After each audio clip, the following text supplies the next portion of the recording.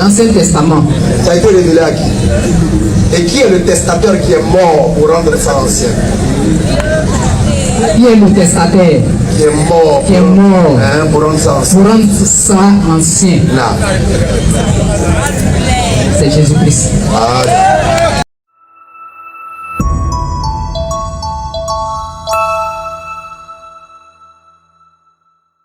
Frères et sœurs, nous allons un peu remonter dans l'histoire de la création un soit peu.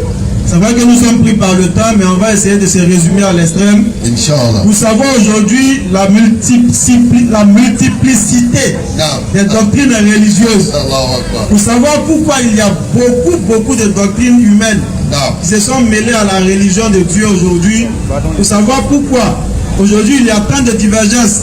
Quant à savoir la voie, la véritable voie du salut se situe où. Et ce soir, Inch'Allah, comme je l'ai dit, on va essayer de remonter à la création de l'homme et de l'univers pour qu'on puisse voir pourquoi il y a tous ces éléments qu'on voit sur le terrain. D'abord, pour commencer, nous nous référons au manuel par excellence que l'Éternel, créateur des cieux et la terre, a laissé aux êtres humains, qui n'est d'autre que le Coran. Et dans ce Coran-là, Allah nous mentionne dans la sourate 16, à partir du verset 172. Merci beaucoup, là-bas. Merci. Ici, là. Dans la sourate 16, verset 172, on est un peu éprouvé ce soir. La sourate 16, la sourate 7, à partir du verset 172, pour qu'on puisse comprendre en réalité qu'est-ce qui était à la création et qu'est-ce qui se passe aujourd'hui sur la terre. Est-ce que ce que les gens font est conforme à ce qu'ils avaient pris comme engagement à leur création? Est-ce que c'est conforme à ce qu'ils avaient pris à eux et leur Seigneur? Sourate 7, à partir du verset 172. Sourate 7 à partir du verset 172. On est obligé de faire avec. Allons-y. Et quand ton Seigneur, alors quand Allah, le Seigneur créateur des cieux et de la terre, de tout ce qui se trouve entre les deux, tira une descendance, lorsqu'il tirait une descendance des reins des fils d'Adam, il les fit témoigner sur eux-mêmes. Alors il les fit témoigner sur eux-mêmes. En d'autres termes, il nous fit témoigner sur nous-mêmes.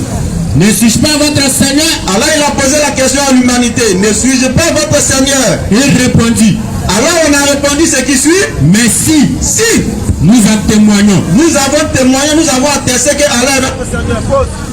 Mais comment se fait-il qu'aujourd'hui, sur la terre, vous verrez des gens qui se disent athées? C'est-à-dire qu'ils ne croient pas que Allah est le Seigneur. Comment se fait-il qu'il y a aujourd'hui sur la terre des gens qui se disent kémites? Ils disent qu'il faut adorer le bois comme intermédiaire entre eux et le Seigneur. Comment se fait-il qu'il y a aujourd'hui des gens qui se font appeler chrétiens?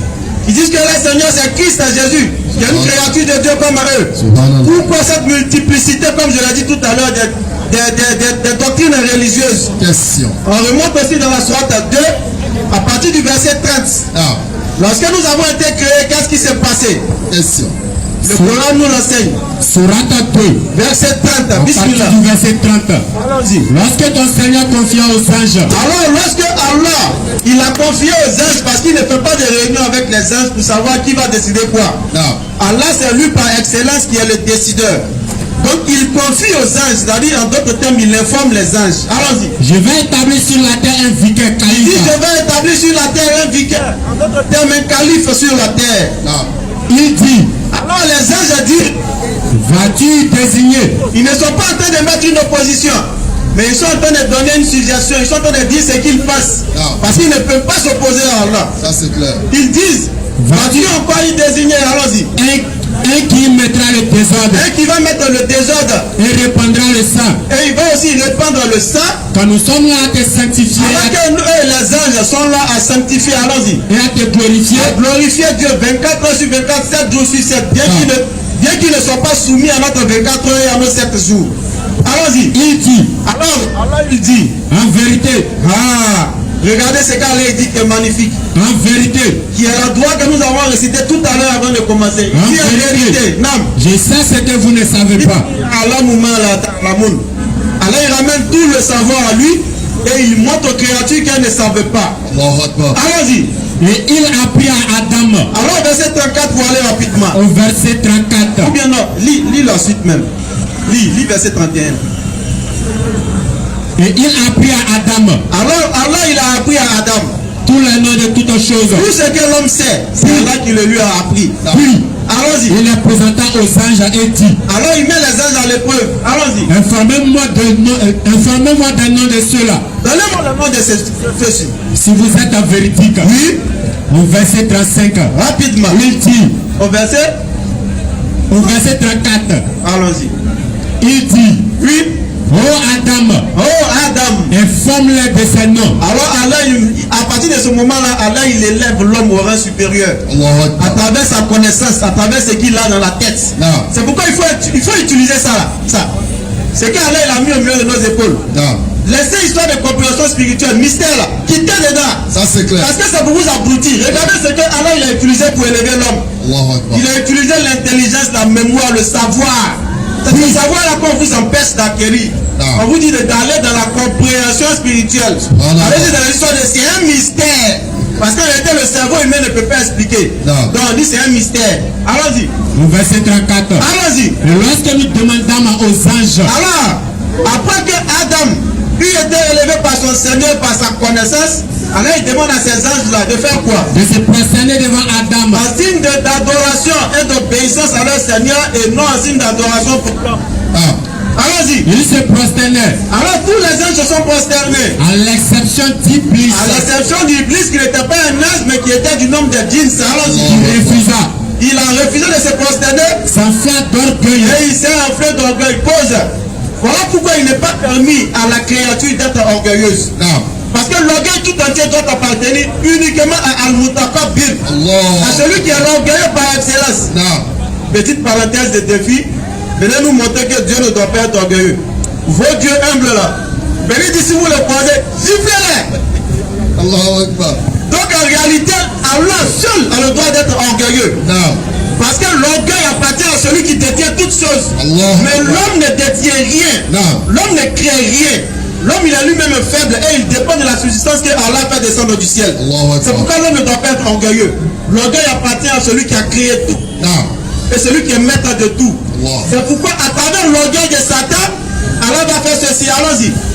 au verset 35, Bismillah. et nous dîmes, Allons-y au verset 38. au verset 38, Oui. Et on met la sourate 7 à partir du verset 11. Bismillah. Allons-y. Verset 38. au verset 36, peu de temps après, Non, prends le verset 38. au verset 38, Allons-y. nous dîmes, Oui. descendez d'ici vous tous, Allah, il a fait descendre les êtres humains après qu'ils s'est laissé tenter par Shaitan. Allons-y. toute la fois que je vous enverrai un guide, Alors Allah il dit quelque chose de significatif ici. C'est là que je voulais qu'on en vienne. On écoute. Toutes les fois que je vous enverrai un guide, allons-y. ceux qui le suivront Ceux qui vont suivre le guide que Allah aura envoyé, n'auront rien ils n'auront rien à craindre. et ne seront point Ils ne affligés. seront point affligés. Et ceux qui ne croient pas à nos messagers, Ceux qui ne croiront pas les messagers que Allah aura envoyés, et traitent de mensonges à nos révélations, ceux qui traiteront de mensonges de la révélation, les versets d'Allah, ceux-là ceux-là, sont les gens du feu. c'est ceux qui seront les gens du feu. Sourate 7, à partir du verset 11. On va voir la même histoire, mais il y a un détail que Allah n'a pas donné de l'autre côté, qu'il a donné dans ce verset-là. C'est ça la beauté du Coran. Les versets se complètent et s'expliquent par eux-mêmes. Le Coran n'est pas une manière où tu viens, tu commences ici, pour descendre. Non, le Coran t'envoie à chercher. L'histoire ici, mais d'autres détails sont donnés dans d'autres versets. C'est pourquoi il faut tout lire avant de venir te prononcer. C'est pourquoi vous verrez ceux qui viennent se prononcer pour essayer de montrer la fausseté du Coran. Lorsqu'ils bandissent un verset, nous leur donnons l'explication d'un autre verset du Coran. Et c'est comme ça que le Coran comprend. Allons-y. Mais ceux qui malheureusement sont très tchépo, ceux qui n'arrivent pas à comprendre cette complexité du Coran, disent que non, le Coran est bizarre, c'est un livre qui est incohérent. C'est vous-même qui êtes incohérent. Ça c'est clair. Parce que le Coran t'envoie à chercher. Le Coran c'est pas pour les tchépo, c'est pour les doués d'intelligence et pour ceux qui raisonnent. Allons-y. Sourate 7, le verset 11. À partir du verset 11, allons-y. Nous vous avons créé, Oui, alors il revient encore en disant que nous vous avons créé.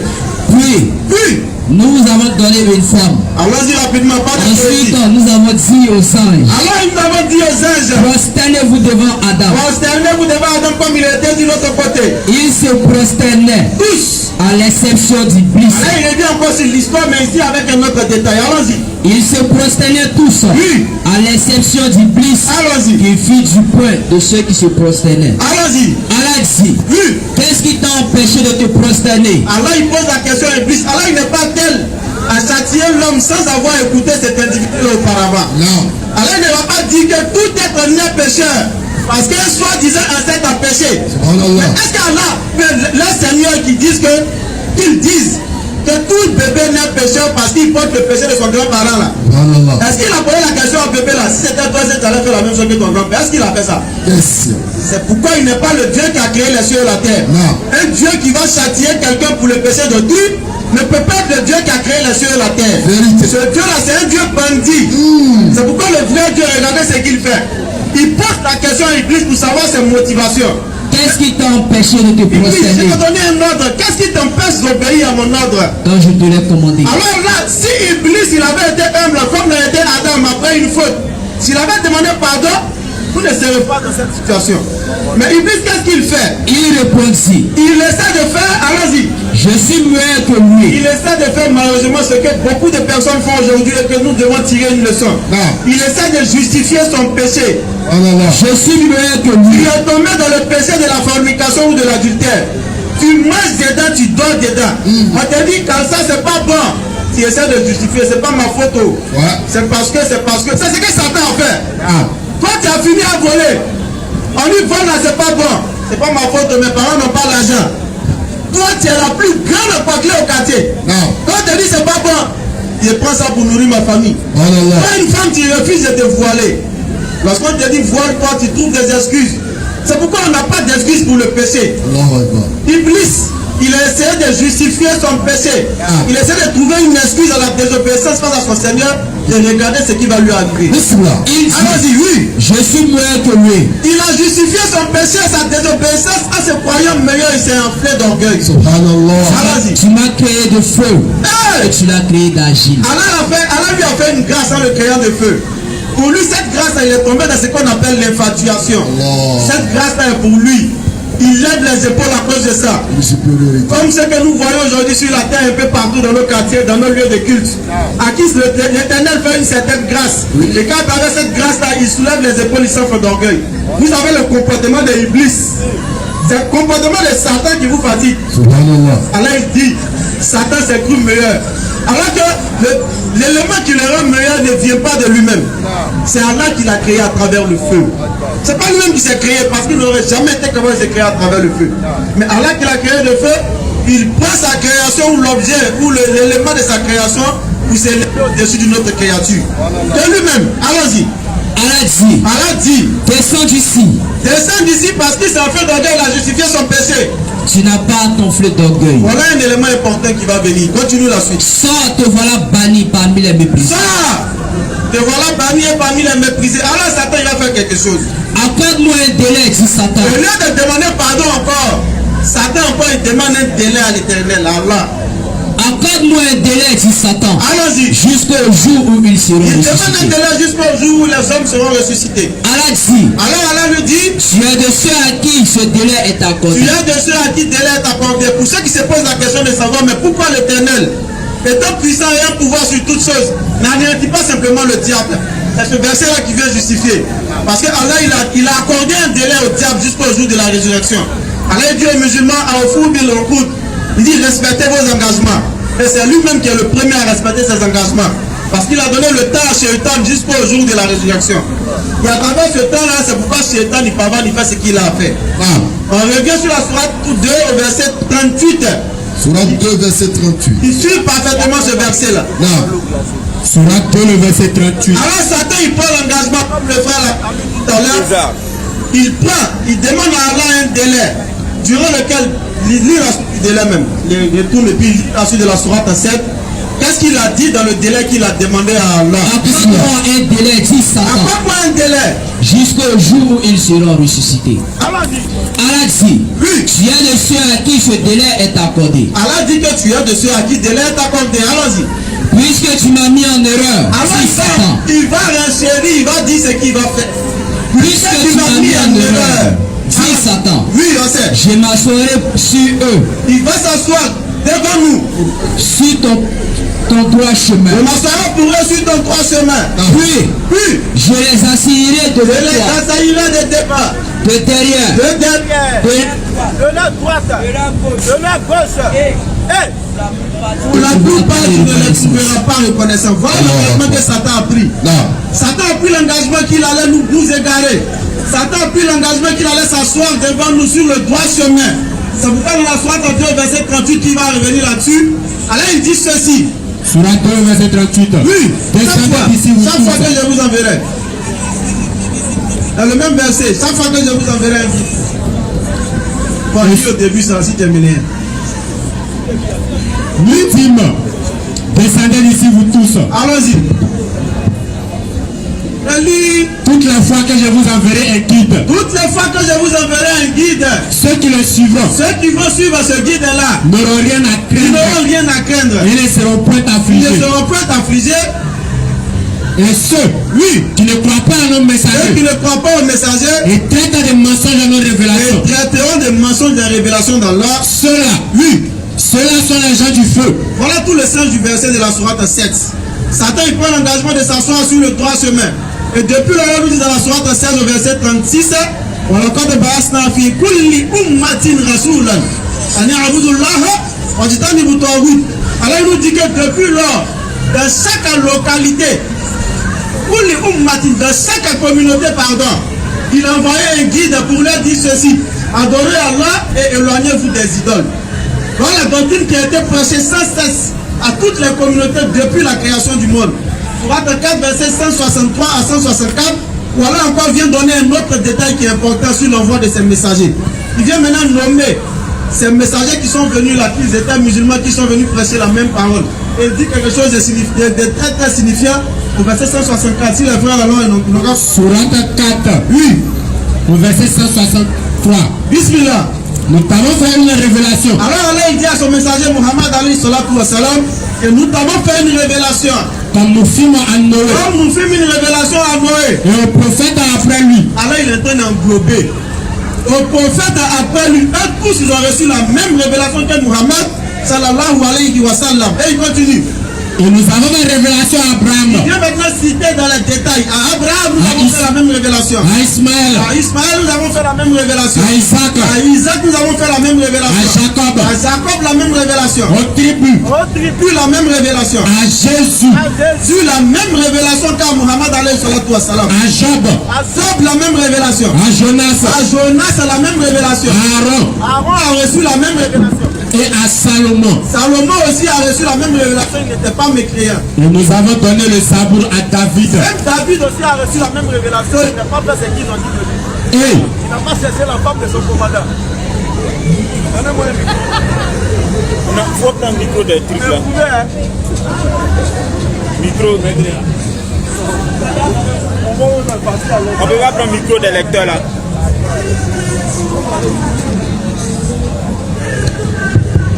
Voilà. Alors, on a fait une révélation aussi à... Une révélation a été faite aussi à Daoud. Il n'a pas cherché comme de son commandant comme ils ont dit. Parce qu'il était musulman, c'était un prophète qui a reçu la révélation. Oui. il y a des messagers Alors là, il vient donner un détail très très important pour ceux parmi les Kémés, tous les soi-disant panafricains qui essaient de, en passant, nous bloquer un temps soit peu. Donnez-moi le messager qui a été envoyé en Afrique. Regardez ce qu'elle a dit pour les caler. il y a des messagers Il y a des messagers. dont nous t'avons raconté l'histoire. Alors, nous t'avons raconté l'histoire. Des messagers Des messagers. dont nous ne t'avons pas raconté l'histoire. On n'est pas censé connaître le nom de tous les messagers parce que c'est pas ça ce qui est important pour le salut de l'homme. Ce qui est important sur Sourate 16 verset 36, c'est que dans toutes les communautés, un messager leur est venu pour leur montrer l'existence d'Allah et pour leur enjoindre de s'éloigner de tout ce qui est adoration d'idole. Ça c'est une certitude et ça c'est indéboulonnable comme vérité. Voilà ce qui a été établi par Allah. Alors lorsque Jésus-Christ, fils de Marie, vient, est-ce qu'il vient infirmer la révélation qu'Allah a donnée dans ce verset? Ou est-ce qu'il vient confirmer? C'est quand même passé aujourd'hui là. Amen. Ou bien est-ce qu'il vient confirmer ce qui était dit dans la sourate 7, verset 172, ainsi que dans la sourate 2, verset 38. un messager vient avec un message qui a été donné aux autres messagers antérieurs. Jésus-Christ, il vient dans Marc 12, verset 39, Marc 12, verset 29 et suite, pardon. Il donne la même révélation que Mohammed a venu donner, à savoir que l'Éternel, il est un. Il donne le même message que Moïse avait donné aux parents de Deutéronome 4, verset 6, en disant que Allah, il est un. Mais d'où vient le fait qu'aujourd'hui, on parle d'un Dieu trois années, ou d'un Dieu un en trois, ou d'un Dieu qui est venu dans le ventre de sa créature, d'un Dieu qui est né par voix basse, d'un Dieu qui aurait été tabassé, frappé, humilié par ses créatures, mis sur un poteau nu, devant tout le monde. Dit qu'il pleure. Et puis il dit, mon Dieu, pourquoi m'as-tu abandonné? D'où vient le fait que ces fausses doctrines-là sont venues? Jésus-Christ n'a pas laissé les gens orphelins. On me prend Matthieu 13, à partir du verset 25. Pour que vous puissiez comprendre qu'en réalité, celui qui refuse la guidée, ou bien celui qui n'est pas dans la guidée, en réalité, c'est par refus. Parce que tout a été dit et bien dit. Matthieu 13, verset 25 et suite. Matthieu 13 à partir du verset 24. Allons-y. Il leur proposa une autre parabole. Il dit. Le royaume des cieux. Le royaume des cieux. Est semblable à un homme. Il est semblable à un homme. Qui a semé une bonne semence. Comme l'Éternel l'a dit dans la sourate 4, verset 63, sourate 2, verset 38, qu'il allait envoyer des messagers pour appeler les gens à quitter leurs mauvaises actions et à aller dans le bien. Mais. Et il donne cette parabole-là. Il dit le royaume des cieux ressemble à cela. Quelqu'un qui a semé du blé dans son champ, allons-y. Mais il a envoyé une bonne sémence. Mais pendant que les gens dormaient, pendant que les gens se sont endormis, son ennemi vint. Son ennemi est venu. Sémé délivré parmi le blé. Il a semé livré parmi le blé. Et s'en alla. Et il est parti. Lorsque l'herbe eut poussé, alors l'herbe a poussé et donnait du fruit, le fruit est sorti. L'ivraie parut aussi. L'ivraie aussi est sorti. Voilà comment le faux est mélangé à la vérité. Et Jésus-Christ l'avait déjà prévenu. Les messagers avant lui avaient déjà prévenu dans Deutéronome 39 verset 21 ou 31 verset 29. Moïse avait dit qu'après sa mort, ils allaient être corrompus. Ils allaient aller vers d'autres divinités qui n'ont pas connu, que ni leur père n'avait connu. Tous les messagers ont prévenu de ça. Mais lorsque l'ivraie vient dans le champ de blé, quelle est donc la marche à suivre de celui qui veut vraiment acquérir le royaume des cieux? Il doit pouvoir trier. Il doit pouvoir chercher à détecter le blé et chercher à détecter ce qui est livré. Voilà le blé, Jean 17, verset 3. Jean 17 dans le verset 3. Et quel est livré dans Romains 10, comme on le connaît déjà? Jean 17 dans le verset 3. Jean 17, verset 3. Jésus-Christ, après avoir dit qu'il a parachevé sa mission, ou avant de dire qu'il a parachevé sa mission, il dit ceci. Or, la vie éternelle. La vie éternelle, en d'autres termes, aller au paradis là. C'est qu'ils te connaissent. C'est reconnaître. Toi, oui, le seul vrai Dieu. Un seul Dieu, sourate 16, verset 36, qui a été passé dans toutes les communautés. Et celui que tu as envoyé. Et reconnaître celui qui a venu leur annoncer un seul Dieu là, en tant qu'il l'a envoyé. Jésus-Christ. Et dans ce cas précieux, les enfants d'Israël, c'est Jésus-Christ. Et après avoir dit cela, il précise qu'il a parachevé. Lis le verset 4. Je t'ai glorifié sur terre. Je t'ai glorifié sur la terre. J'ai achevé l'œuvre que tu m'as donnée à faire. Après avoir donné, comme on fait parler au paradis, à savoir reconnaître l'unicité de Dieu. Voici la vérité. Quand Jésus-Christ son envoyé, préparez toutes vos questions. C'est fini. Achevé. Mon travail est fini. Non. Parce que je leur ai montré qu'ils doivent reconnaître un seul Dieu et me suivre en tant que le messager, l'envoyé de Dieu. Mais plus tard, l'ivraie va venir se mélanger dans le champ des blés. Allah. Lorsque ceux qu'on appelle les disciples des apôtres se sont endormis, comme dans la parabole, il a dit que les hommes se sont endormis. Ils ont pris leur salut, ils ont commencé à se promener, ils n'ont pas cherché à préserver ce salut-là. Alors l'ivraie est rentré. Allons-y. Romains 10, verset 9. Regardez ce que l'ivraie vient faire. Si tu confesses de ta bouche, oui, le Seigneur Jésus. Si tu confesses le Seigneur Jésus. Et si tu crois dans ton cœur. Si tu crois dans ton cœur. Que Dieu l'a ressuscité des morts. Et Dieu l'a ressuscité des morts. Tu seras sauvé. Doctrine diamétralement opposée à la doctrine de Jésus-Christ. C'est clair. Jésus dit, reprenez un seul Dieu, reprenez-moi comme son envoyé, tu vas au paradis. Voici la vérité. L'ivraie vient dire, reconnais dans ton cœur, confesse Jésus-Christ. Il faut dire les morts pour tes péchés. Toutes vos questions seront les Lorsqu'il n'a pas été dit par Jésus-Christ avant de dire qu'il a achevé sa mission. Alors nous devons reconnaître cette livraie-là. Romains 3, verset 7. Pour savoir que l'ivraie lui-même, il s'est donné, il s'est détecté. Il a montré que c'est moi l'ivraie. Mais les gens ne veulent pas voir. Parce qu'ils leur vendent ce que leurs passions aiment. Ça c'est clair. Romains 3, le verset 7. Écoutez bien ce que l'ivraie dit. Et si par mon mensonge. L'ivraie dit, si par mon mensonge, Et si par mon mensonge, la vérité de Dieu éclate la davantage, vérité de Dieu éclate, pourquoi suis-je moi-même encore jugé comme pécheur? Mais pourquoi vous m'insultez menteur ou bien pécheur? Ça dit que, Allah dit dans la sourate 3, verset 71, Ya ahl al-kitab, lima talbisoun al-haqqa bil-batil, wa taktumoun al-haqqa antum ta'lamun. Pourquoi chercher à mélanger le faux à la vérité? Le faux ne saurait se mélanger à la vérité parce que wakul ja'a al-haqqa. Wa sa'aqa al-batil, al-batil akana. Parce que lorsque la vérité vient, le mensonge est censé prendre la peau de descendance. Mais lui il dit, si par lui son mensonge la vérité éclate, mais attends, de quelle vérité on parle? Peut-on mélanger le feu avec l'eau? Non, parce que l'eau vient éteindre le feu du mensonge. Le feu ne peut pas venir éteindre l'eau, c'est pas possible. Non. Et c'est ce qu'il est en train de dire aux gens. Ils entendent, ils lisent, mais ils ne veulent pas accepter. Réalisez le verset pourquoi on l'écoute.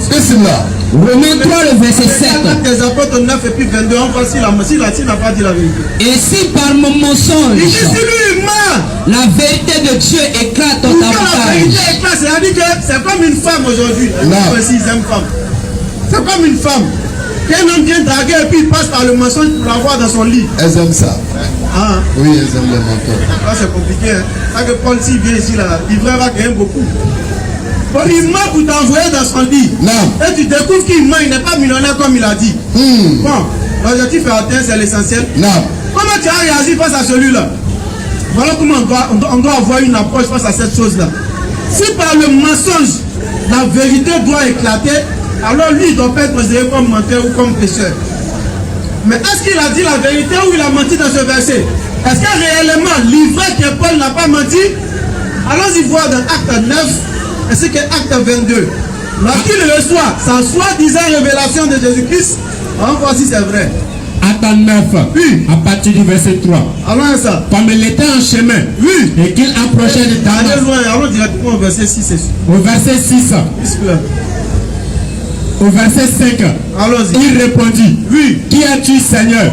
Va au verset 4 alors. Au verset 4, il tomba par terre, et il entendit une voix qui lui disait, On dit il est tombé par terre, il a entendu une voix qui lui disait, Saoul, Saoul, Saoul, Saoul. pourquoi me persécutes-tu? Lui-même il dit quelque part là-bas que le diable se transforme en ange de lumière. Et regardez, hein, il voit une lumière et puis automatiquement il dit quoi? Il répondit, Oui. qui es-tu, Seigneur? Aïe, comment lui savait c'était qui?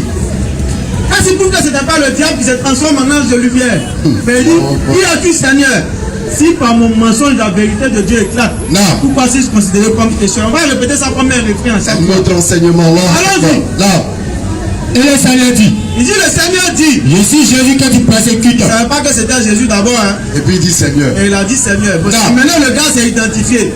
Au verset C'est 7, Jésus que tu persécutes. au verset 7, Allons-y. les hommes qui l'accompagnaient Voilà ce qui va montrer le mensonge, la supercherie des livrets. Les hommes qui l'accompagnaient, demeuraient stupéfaits. ils sont stupéfaits. Si tu peux, tu fais. Ils entendaient bien la voix, Ils ont entendu une voix. Non. mais ils ne voyaient personne. Ça dit que c'est écrit, hein. Ils ont entendu la voix, mais ils n'ont pas vu quelqu'un. Non.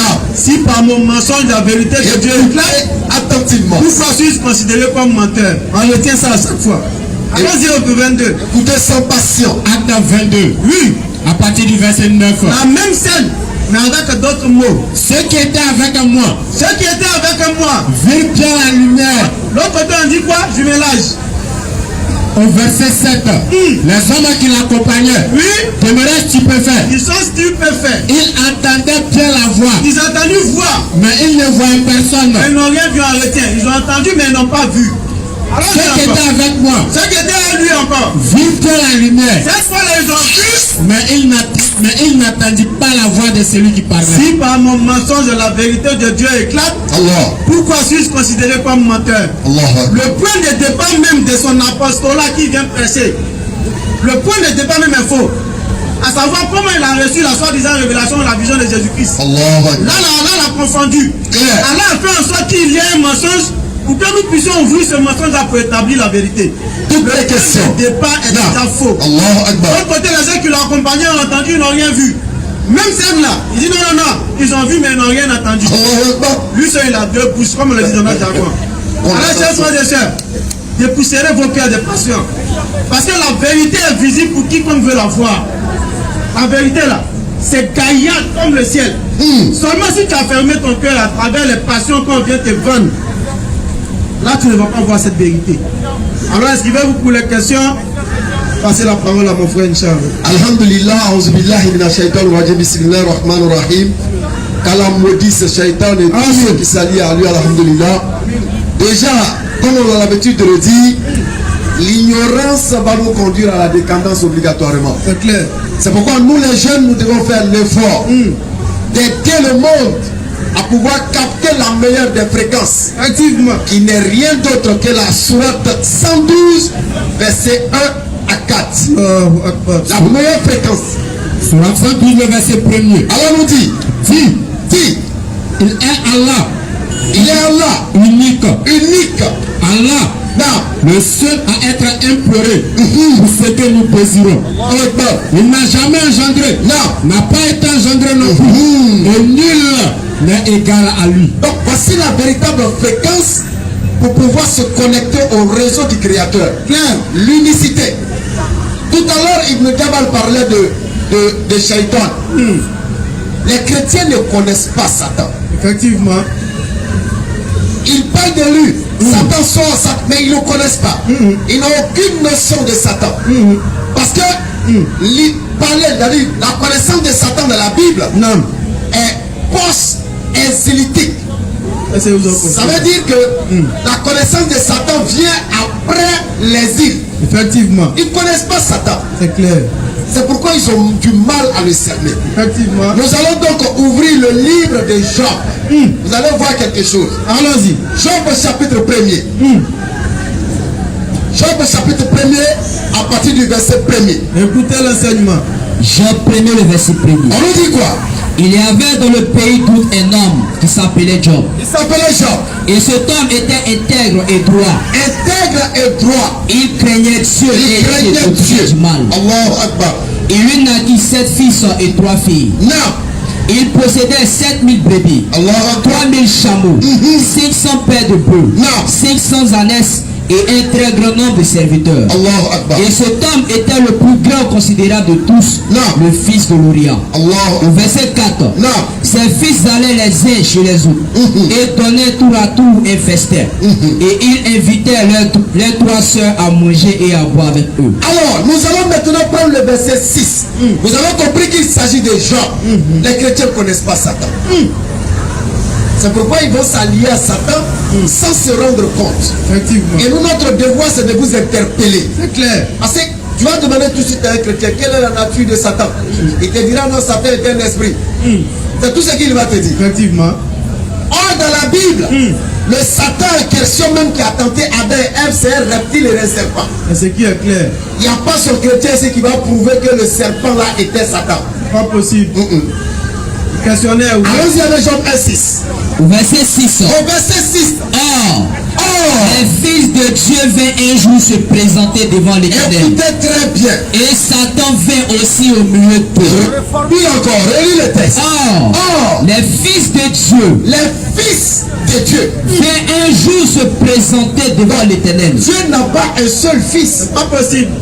Il dit, les fils de Dieu vint un jour se présenter devant l'Éternel. Non. En l'occurrence, les anges, bien sûr. Mais c'est là. Et Satan vint aussi au milieu d'eux. Bon, Satan aussi est venu. Comme on a lu tout à l'heure dans le Coran, Satan était un djinn au milieu des anges. C'est clair. Dans le siège des adorateurs d'Allah. Effectivement. Donc Satan aussi, c'est le frère saint de Dieu. Il est venu aussi. Non. Allons-y. L'Éternel dit à Satan. Donc il va passer à poser son frère Satan. D'où viens-tu? Satan, c'est ça, tu viens d'où là? Et Satan répondit à l'Éternel. Satan répond à l'Éternel. De parcourir la terre et de... un peu sur la terre là. Voilà, je me promenais un peu sur la terre. Vas-y. L'Éternel dit à Satan. Ah, ils sont en train de causer. En fait, c'est deux frères ça. As-tu remarqué mon serviteur? Regardez le positionnement de Satan et de Dieu dans la Bible. Alors Dieu va dire à Satan, est-ce que tu as remarqué quelqu'un sur la terre là-bas? Question. As-tu remarqué mon serviteur Job? Vas-y. Il n'y a personne comme lui sur la terre. Donc il dit à Satan, est-ce que tu as remarqué Job? Il n'y a pas son peu sur la terre. C'est un homme intègre et droit. Et là, c'est quand Satan aussi va répondre. C'est la causerie, hein? Satan répond quoi? C'est un homme intègre et droit. Non. Craignant Dieu et se détournant du mal. Craignant Dieu et se détournant du mal. Et Satan répondit à l'Éternel. Satan va dire à l'Éternel. Est-ce d'une manière désintéressée que Job, Dieu, parce que tu as donné tous les biens à Job.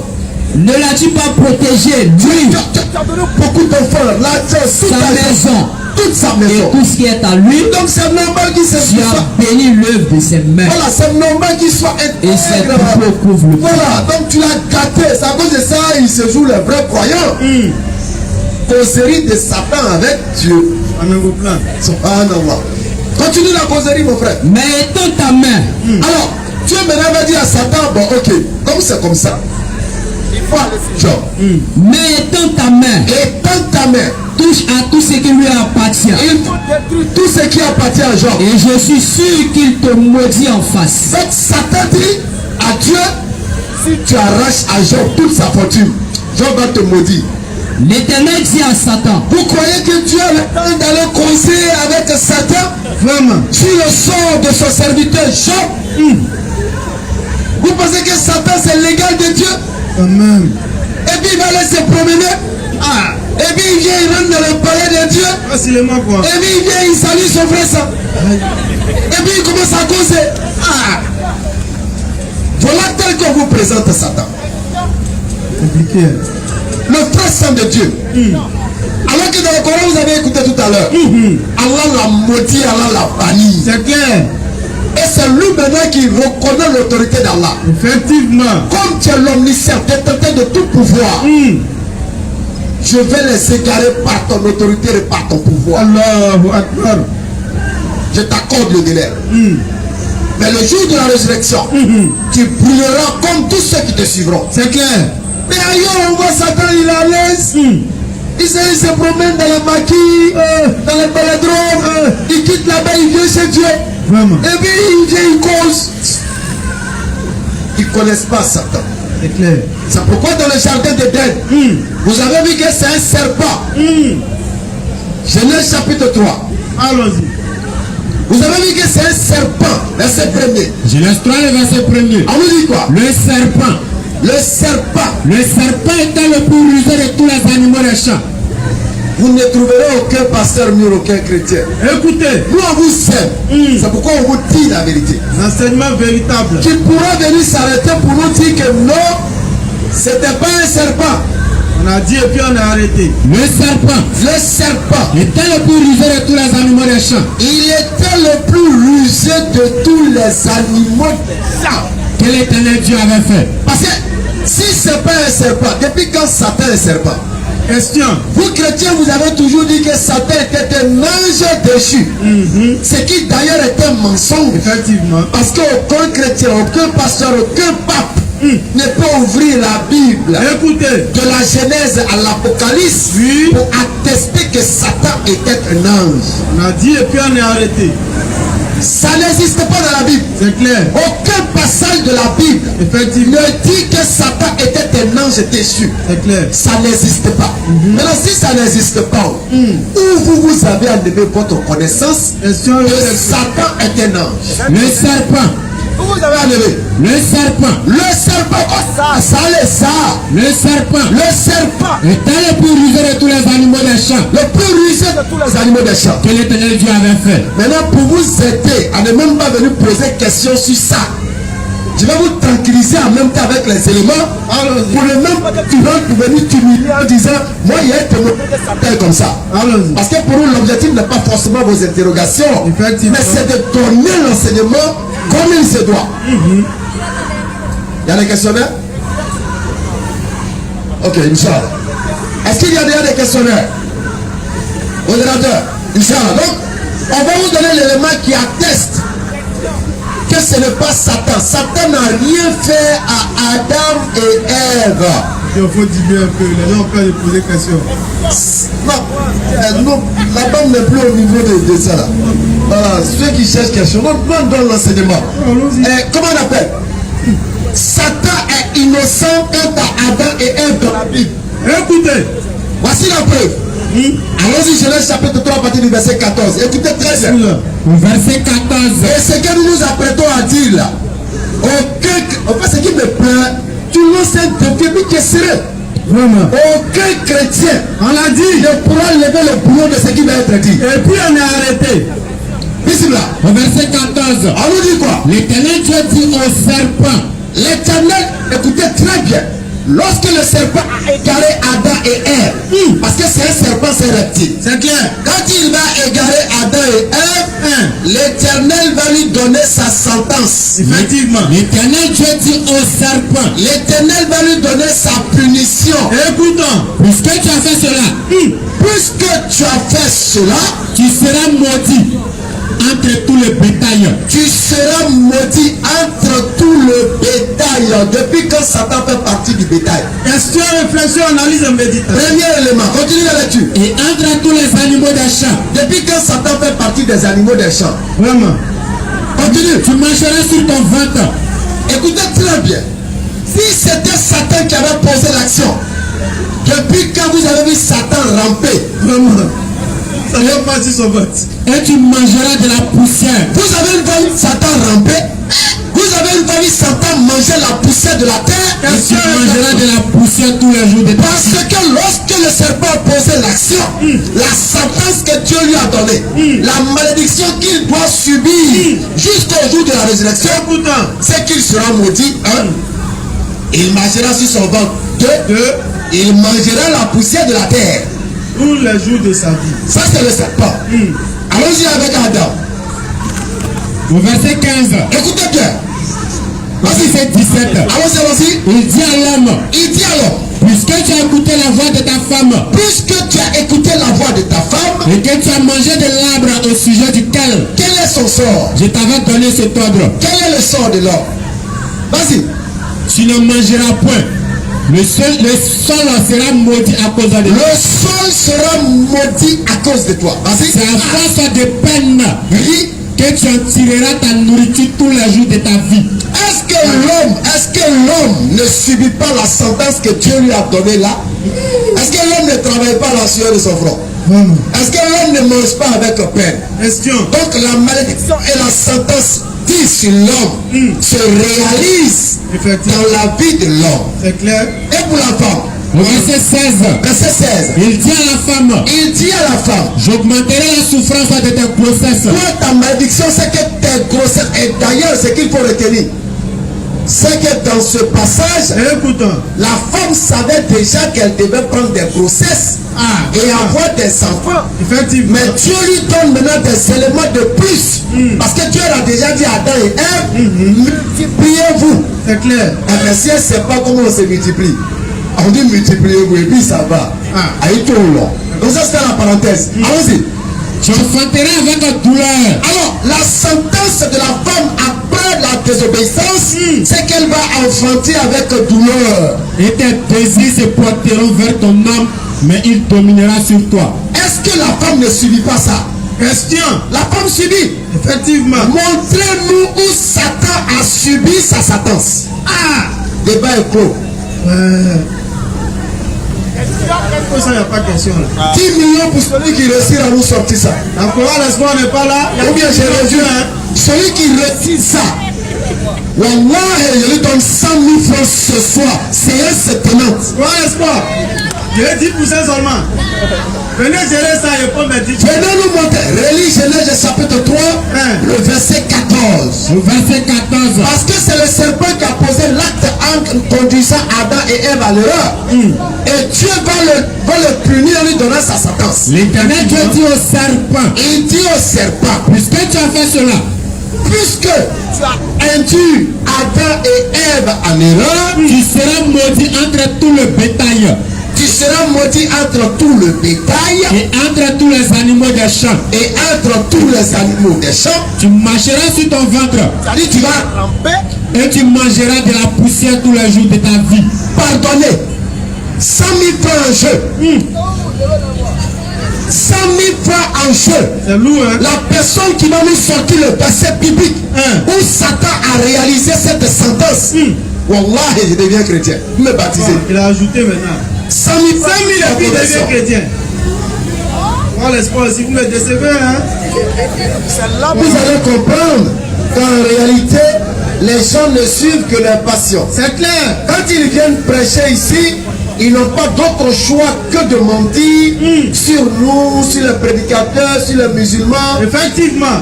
Oui, insulter, c'est rien que des injures. Beaucoup d'injures. Parce qu'il n'y a pas d'argument.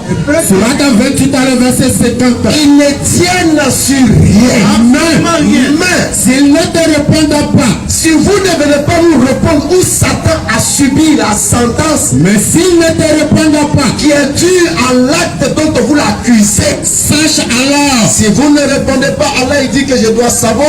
Mais s'ils ne te répondent pas, mais si vous ne me répondez pas, sache alors. Je dois savoir que c'est seulement leur passion qu'ils suivent. Que vous suivez vos passions. Vous êtes dans votre business. Vous suivez votre passion. C'est qui est plus égaré? Non. Que celui qui suit sa passion sans une guidée d'Allah. Allah vraiment ne guide pas les gens injustes. Tout est dit. Vous le connaissez. C'est pourquoi vous allez toujours dire le feu, le feu, le feu. Le feu, le feu, le feu. Et Satan va se laver avec ce feu. C'est clair. Vous ne le connaissez pas. Effectivement. Et quand on ne connaît pas un ennemi, on ne peut pas le traiter. C'est clair. Si tu ne connais pas un ennemi, tu ne peux pas le traiter. Effectivement. Et comme vous ne connaissez pas Satan, vous serez toujours son allié. C'est clair. Parce que vous allez agir selon son dessein sans vous en rendre compte. Effectivement. La preuve, c'est que vous lui rendez le culte en croyant que Dieu est mort sur la croix. Verset à l'appui. Jean chapitre 8, verset 40 et verset 44. Jean chapitre 8. Le verset 40 et le verset 44. Vous allez comprendre que comme vous ne connaissez pas Satan, Satan est en train de ruser avec vous en vous amenant dans sa doctrine. Au verset 40. Pas bon, hein? Mais maintenant, vous cherchez à me faire mourir. Vous cherchez à me faire mourir. Moi qui vous ai dit la vérité que j'ai entendue de Dieu. Moi qui donne l'information. On dit quoi? Il y a quelqu'un qui dit il a dû 5 sur les 100 000. Allahu Akbar. Il a dû 5 sur les 100 000. Allahu Akbar. En plus de conversion de béni, il faudra l'espoir. Ça fait 5 500.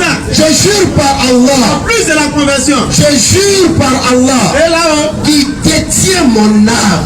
Aucun chrétien ne pourra relever ce défi. On a déposé la presse. Jusqu'à ce qu'Allah nous rappelle. C'est clair.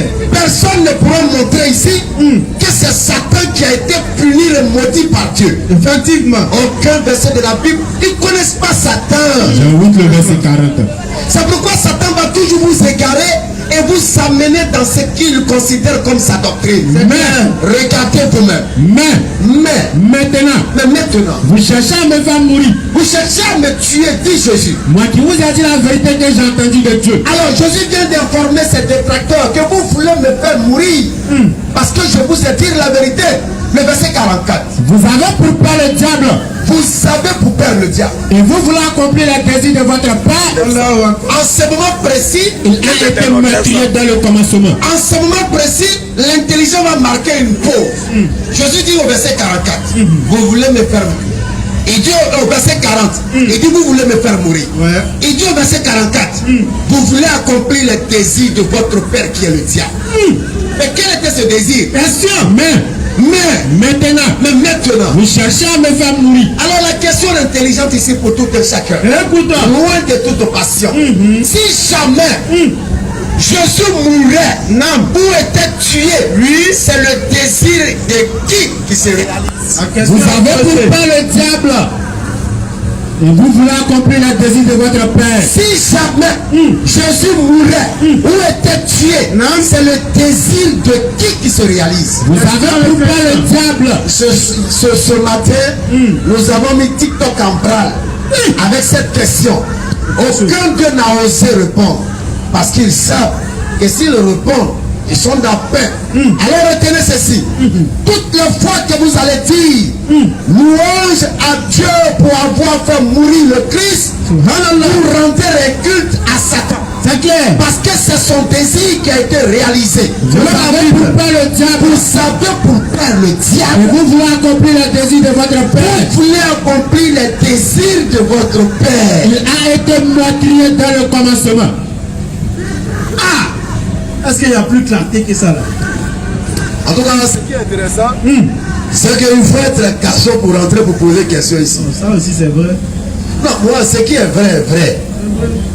Ce qui est vrai là, c'est vrai. Et si même s'il n'y a pas une seule personne pour poser une question ce soir, non, pour nous c'est une victoire et une fierté. Effectivement. Parce que tout le monde aura compris que ce qui a été dit est d'une lourdeur spirituelle qui dépasse leur entendement. Effectivement. Parce qu'ils refusent de réfléchir. Surata 28 à le verset 50.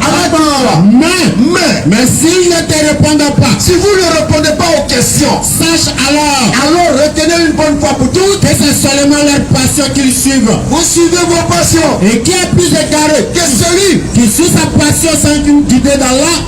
Allah vraiment ne guide pas les gens injustes. Les frères, loin de nous tout esprit de dénigrement ou tout esprit de blasphémé, loin de nous. Nous sommes dans l'éveil de l'intelligence et de la conscience. C'est clair. Parce qu'on nous a assez endormis et endoctrinés. Réveillez-vous, réveillons-nous. En dehors du Coran. Non. Pourquoi nous parlons du Coran avec tant d'assurance? Sourate 5, le verset 15. En plus de la sourate 4, verset 82. Oh gens du livre. Oh gens du livre. Votre messager Muhammad. Vous êtes certes venu. Il est certes venu. Vous exposez beaucoup de ce que vous cachez du livre. Vous avez trop patrouillé les écritures de Dieu. Vous avez mélangé la vérité et le faux. Vous avez tout caché. Passant sur bien d'autres choses. Oui. Une lumière. Une lumière. Et un livre explicite. Ici, la lumière est représentée par le prophète. En tant que guide. Une lumière. Une lumière. Et un livre explicite. Vous êtes venus d'Allah. Par ceci le Coran. Alors, par le Coran. Allah guide au chemin du salut. Allah guide au chemin du salut. Ceux qui cherchent son agrément. Il les fait sortir des ténèbres à la lumière par sa grâce. Et il les guide vers un chemin droit. Regardez ce qu'Allah dit. 4,82. Regardez ce qu'il dit. Ne méditez pas sur le Coran. Mais pourquoi vous ne méditez pas? Vous ne méditez pas, mais vous voulez médire du Coran. S'il provenait d'un autre qu'Allah, si le Coran provenait d'un autre qu'Allah, vous trouvez cette même contradiction. Surat 41, le verset 41. Il n'y a pas son connaisseur qui peut venir dire, bon voilà, moi je vous sors aujourd'hui une contradiction coranique. Ceux qui ne croient pas rappellent le Coran. Parce que cette parole est dite il y a plus de 1000 combien d'années. Vraiment. Ceux qui ne croient pas rappellent le Coran. Et cette parole a transcendé le temps et l'espace et continue de transcender le temps et l'espace. L'ignorance parvient. Sans qu'il n'y ait d'homme suffisamment intelligent pour contrecarrer. Alors que c'est un livre puissant. Le Coran est puissant. Inattaquable. Inattaquable. Le feu ne l'atteint d'aucune part. C'est inattaquable tant par les esprits invisibles que par les esprits visibles. Le feu ne l'atteint d'aucune part. La fausseté ne peut pas s'approcher du Coran. Le feu ne l'atteint d'aucune part. La fausseté ne peut l'atteindre d'aucune part. Ni par devant, ni par derrière. C'est-à-dire ni par devant frontalement, ni par derrière par surprise. C'est une révélation émanant des sages. Le faux ne peut l'atteindre ni ouvertement, ni en cachet. Effectivement. Parce que si tu mets le faux dedans en cachet, celui qui est le détenteur du cachet va dévoiler ton cachet. C'est clair. Vous êtes là, vous ne méditez pas sur le Coran, mais vous êtes en train de méditer sur le Coran. Vous mentez sur le Coran. Vous dites contre la vérité sur le Coran. Surat 15, le verset 9. Dans un live la semaine passée ou en début de semaine, allons-y. 4 juifs, ah oui, sur la base de leur Torah, n'ont pas pu démontrer un seul verset. Ils ont fui pour étaler que Ismaïl n'est pas un enfant béni. 4 juifs. Et le défi continue toujours. Surat 15, le verset 9. Alors vous dites quoi? En vérité, c'est nous qui avons fait descendre le Coran.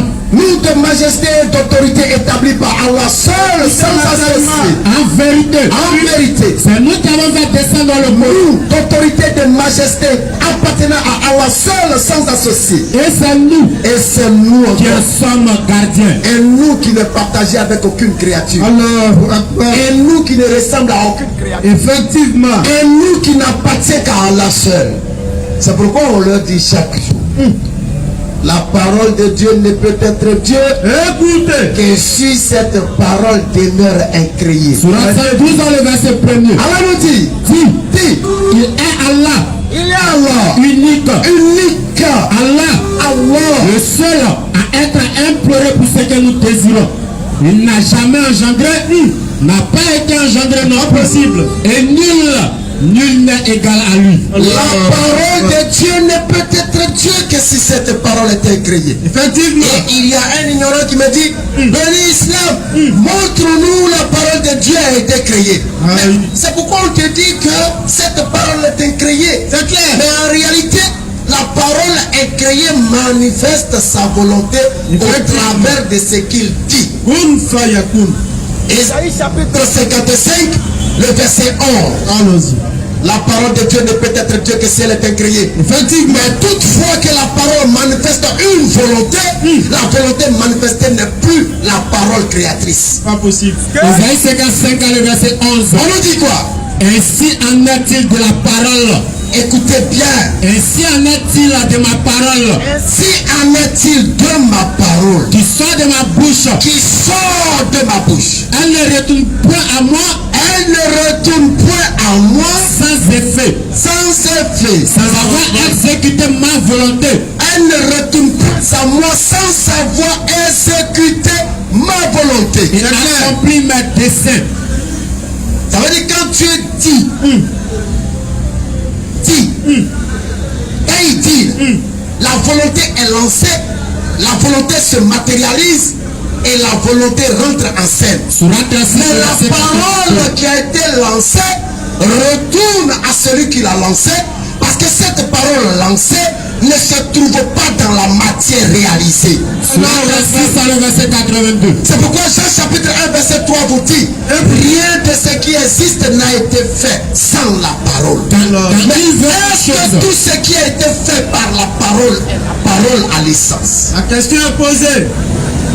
Quand il veut une chose, quand Dieu veut une chose, son commandement consiste à dire, son commandement, son ordre, sa volonté consiste à dire soit et fait. Pour ne faire, il n'y a pas de débat. Bon, on va pas lancer un troisième défi. Il y a déjà deux qui est sur la table. 100 000 francs conversion. Plus 100 500 plus conversion. Pour répondre à la première question. Mais jusqu'à ce qu'on quitte ici, il n'y a pas son homme chrétien. Pas possible. Qui va oser. Qu'Allah passe notre compréhension.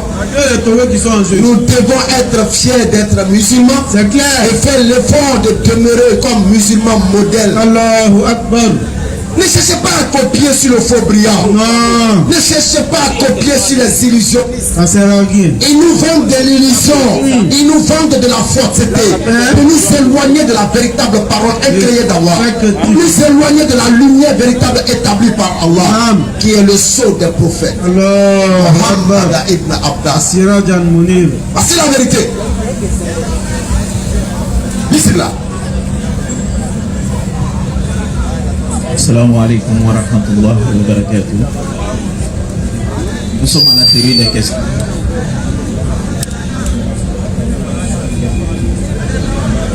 Avant que le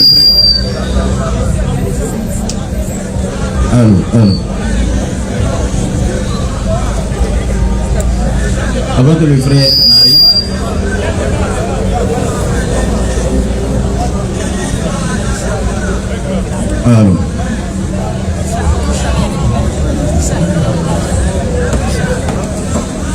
nous appelons le frère Mishak.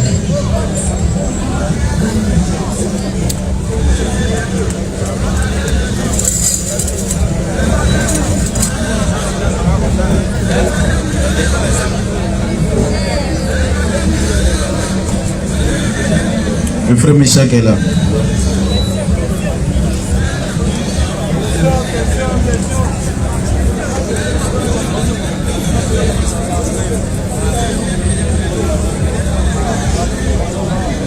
S'il vous plaît.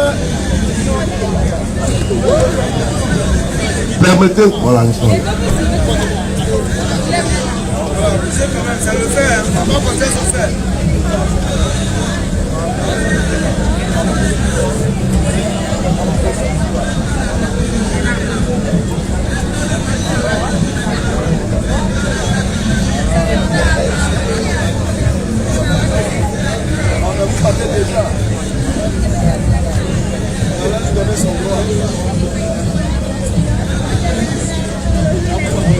Alors, nous allons continuer. Sens béni, je me permets de poser la question au frère Michak.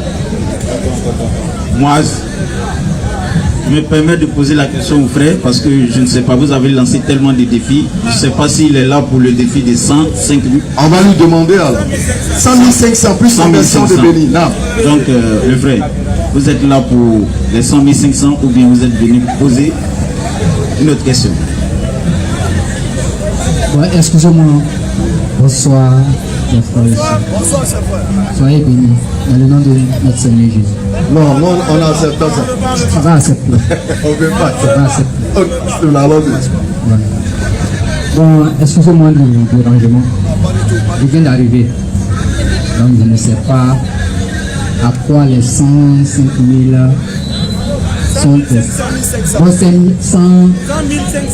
500 sont destinés. Je ne viens pas pour ça. Ça vous intéresse? Bon, ça ne m'intéresse pas. Bon.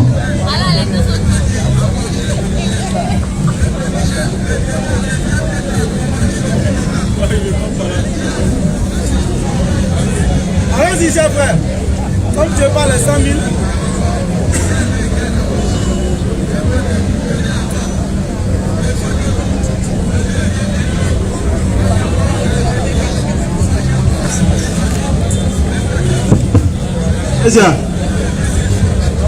Ok. Selon le Coran et la photocopie directe de la Torah, n'est-ce pas, que les judaïtes utilisent, vous passez par cette vous passez par le Coran,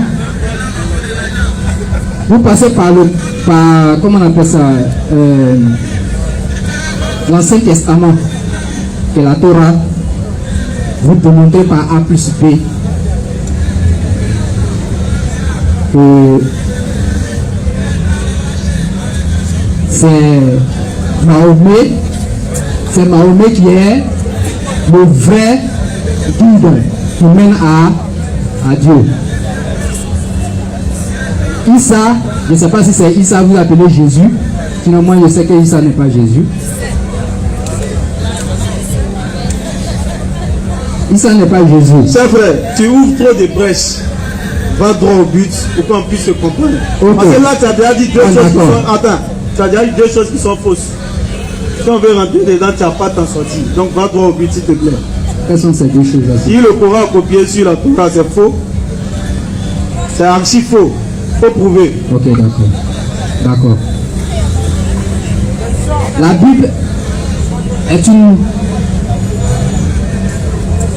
La Bible, je pose la question, hein. La Bible est-elle une parole de Dieu ou pas? Ça, c'est la première question. C'est ça la question? C'est la première question. Allez le verset. On va interroger la Bible elle-même. Elle va nous répondre parce qu'elle est plus éloquente pour répondre à cette question. Tous les versets. Jérémie 6, le verset 6. 8. Jérémie 8, le verset 8. Comment pouvez-vous dire, nous sommes sages, la loi de l'Éternel est avec nous? C'est bien en vain que c'est mise à l'œuvre la plume mensongère des scribes. Premier élément, la plume mensongère des scribes, c'est mise à l'œuvre. Deutéronome 31, verset 29.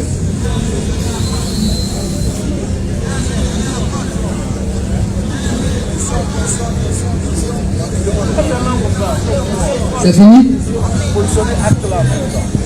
Deutéronome 31. Acte 17, verset 11. Le verset 29. Car je sais qu'après ma mort. Thessaloniciens 5, verset 20, 21. Car je sais qu'après ma mort, vous vous corrompez. Alors Moïse est en train de dire qu'il sait qu'après sa mort, vous vous corromprez. Ils vont ajouter la corruption à sa révélation. Et que vous vous détournerez de la voie que je vous ai Ils prescrite. vont se détourner de la voie qu'il leur a prescrite. Acte 17, On continue. au verset 11. Ces Juifs avaient des sentiments plus nobles que ceux des Thessaloniques. Ils reçurent la parole avec beaucoup d'empressement. Et ils examinaient chaque jour les Écritures Ils examinaient chaque jour les Écritures pour voir si ce qu'on leur disait était pour exact. voir si ce qu'on leur disait était exact. Ça, c'est la Bible elle-même qui parle. Et Thessaloniciens 5, le verset 20. Examination des Écritures pour voir ce qui est exact. Ne méprisez pas la prophétie. Thessaloniciens maintenant. 1 Thessaloniciens 5, Allons-y. le verset 20. Allons-y, Ne allons-y. méprisez pas la prophétie. Mais examinez toutes choses, Et retenez. ce qui est bon. Ça, c'est la Bible elle-même qui parle. Examination de toutes choses. Rétention uniquement de ce qui est bon. Donc nous, on approche la Bible à travers ces versets. De la même manière qu'il a mentionné ces versets, voilà notre approche de la Bible. On examine toutes choses. On retient ce qui est bon. S'il te plaît, ça c'est Bible. Maintenant, historiquement, laquelle des Bibles est authentique? Parce qu'il y en a de 66 livres, il y a 81, etc. etc. C'est laquelle qui est authentique selon toi? Second, Darby, Afal, qu'est-ce qui est Jérusalem? Qu'est-ce qui est authentique selon toi? Ce qui est authentique. Ce qui est authentique là, voilà, ça a combien de pages? C'est pas une question de page. Si. C'est pas une question de page. Si. C'est pas une question de page. Pourquoi il y a les 66, il y a les 81, il y a les 71? Pourquoi? Pourquoi cette différenciation de pages? Pourquoi? Pourquoi il est question, la question que tu dois nous poser. Non, on cherche d'abord qu'est-ce qui est authentique. Tu nous as demandé est-ce que la Bible est vraie? On t'a démontré par les Écritures que pour répondre à cette question, il nous faut des éléments d'approche. La vérification, l'examen, etc., etc. Maintenant, on rentre dans l'histoire. On se rend compte qu'il y a des Bibles de différentes pages, 66, etc., etc. Ça monte, ça descend. Alors, laquelle doit-on prendre pour vrai? Les 66 livres, les 81, c'est qu'est-ce qui est vrai en réalité? C'est toi qui as commencé, donc on va terminer.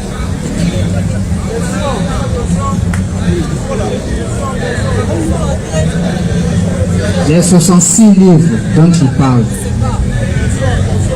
les 68 livres dont tu parles, les Torah et autres, véhiculent un message. Quel est le message? C'est de ça qu'il est cette question. Mon frère, 66 livres. Qui a établi les 66 livres? Qui a établi 81 livres? Le surplus là, c'est quitté où? Ici, ma Bible que j'utilise actuellement, oui, c'est 10 secondes. Combien de pages? 66 livres. Qu'est-ce qui te dit que c'est authentique? Parce qu'il y a 81 livres aussi que moi j'utilise. Et pour moi, ça aussi c'est authentique. Ce qui est authentique, c'est la parole. Quelle parole? Et la parole, il s'agit de Christ. Mais déjà, si la parole, il s'agit de Christ. Non, déjà. Maintenant, allons sur la base de la loi. Déjà, s'il y a problème sur le nombre de pages, s'il y a problème sur le nombre de pages, il est clair que le contenu aussi sera problématique. Okay. Ça veut dire qu'il y a des éléments sans doute qui vont manquer, il y a des éléments sans doute qui seront ajoutés. Okay, il faut qu'on règle ça. D'accord. Je vais te poser une question avant de te répondre. Est-ce que à l'école, lorsque tes parents, bon, à l'école on prescrit la fourniture scolaire, il y a certains dont le cahier est fini plus vite que d'autres. Est-ce parce que le cahier de l'autre est fini que le contenu diffère de celui qui a pris un seul cahier pour finir, soit peut-être le cahier de 300 pages? Tu as compris? Non, je te pose la question. Mais je n'ai rien compris, comment je vais répondre? Je te pose la question. Laquelle? Voici la rentrée. Il y a la fourniture scolaire. On te dit le cahier de, comment on appelle ça, d'histoire géo, par exemple. D'accord. Pour toi, de 300 pages. D'accord. Ou bien 299 pages. D'accord. Les 299 pages là, selon l'écriture de chacun, il y a certains qui terminent les pages, il y a certains qui ne terminent pas les pages. Ça c'est la forme. Le fond, est-ce que le fond là, il change? D'accord. Très belle question. Le problème ici, c'est qu'il s'agit de révélation. Il s'agit de Dieu qui révèle sa parole à des personnes. Et il s'avère que le document contenant cette parole révélée n'a pas le même nombre de pages. Alors, celui qui a les 66 livres et l'autre qui a les 81 là, le surplus ou le moins là, qui a dit d'enlever, qui a dit d'ajouter? Voilà la question. C'est pourquoi, quand vous posez une question, il peut s'avérer que la réponse ne se trouve pas dans les 66 livres, que ça se trouve dans les 81 livres. Vice versa. Alors, quel est l'authentique? Les 66 ou les 81? Le surplus là, qui a ajouté? Le moins là, qui a enlevé? On n'est pas encore dans le fond. Je ne vais pas rentrer dans ce débat là. Je ne sais pas. Non, on a compris. Tu ne peux pas m'expliquer pourquoi certains utilisent. Je t'ai expliqué. Non, tu ne m'as pas expliqué. Donc je ne rentre pas dedans. Ok, c'est bon. Il y a plusieurs façons de dire je ne sais pas. On a compris. On va aller dans le fond. Allons-y. Ok. L'Ancien Testament nous parle de la loi. D'accord. L'Ancien Testament nous parle de la loi. L'Ancien Testament n'a jamais parlé de la loi. L'Ancien Testament, c'est quoi l'Ancien Testament? L'Ancien Testament. Ça a été révélé à qui? Et qui est le testateur qui est mort pour rendre ça ancien? Qui est le testataire? Qui est mort. Qui est mort. Pour rendre ça ancien. Pour rendre ça ancien. Non. C'est Jésus-Christ. Ah, ça veut dire que tu viens de rentrer dans la deuxième partie de la question, le deuxième défi là. Toi, tu viens de rentrer dedans. Donc déjà, c'est Jésus-Christ tu nous enseignes qui a rendu ça. Tu nous enseignes que Dieu qui a révélé est mort. Donc le testament est devenu ancien. C'est pas ce Dieu. Écoute. Jésus-Christ est venu accomplir un sacerdoce qui se faisait par le passé. Et le sacerdoce là, il est venu rendre plus excellent. Qui a révélé la loi? Qui a révélé la loi? Qui a révélé la loi? Oui. C'est Dieu qui a révélé la loi. C'est Dieu, non? C'est Dieu qui a révélé. Est-ce que Dieu est mort que cette loi soit Ancien Testament? Est-ce qu'il est mort pour que le testament devienne ancien? Dieu ne peut pas mourir. Alors, toi tu as enlevé Ancien Testament où? Écoute, Dieu ne peut pas mourir. D'accord. Quand Jésus-Christ est arrivé, ce qui se pratiquait dans la loi, dans la Torah, comme sacrifice. Pourquoi? Pour le pardon des péchés. C'était quoi? On faisait quoi? On va prendre Lévitique. Lévitique. Écoutez bien, hein? Il va recevoir un très beau cadeau tout à l'heure. On faisait quoi?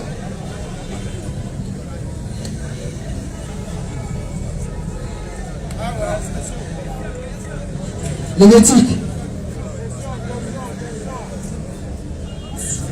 Lévitique 3. Les sacrifices d'action de grâce. Les sacrifices d'expiation du péché. Oui. Voilà. Ça s'est passé comment? L'Éternel parlait à Moïse. Ok.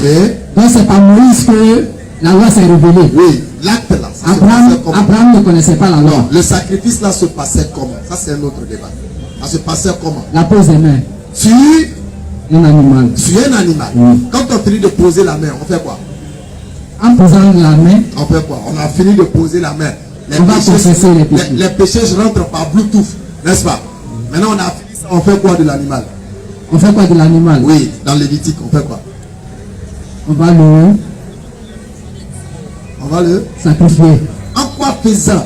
Le danger. En quoi faisant? Bon, il va t'aider, On va l'égorger. Je lis.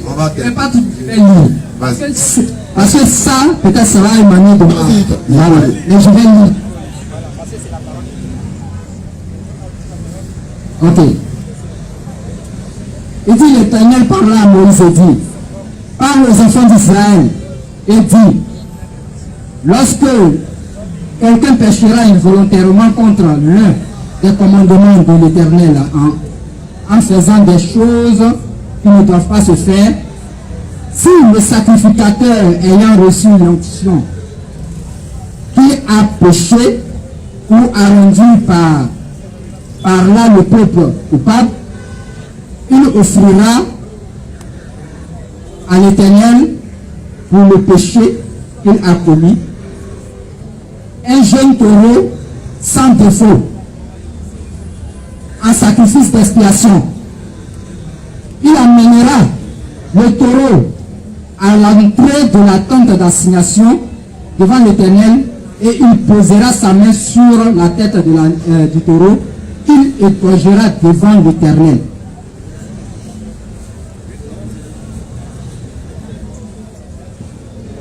Il égorgera devant l'Éternel.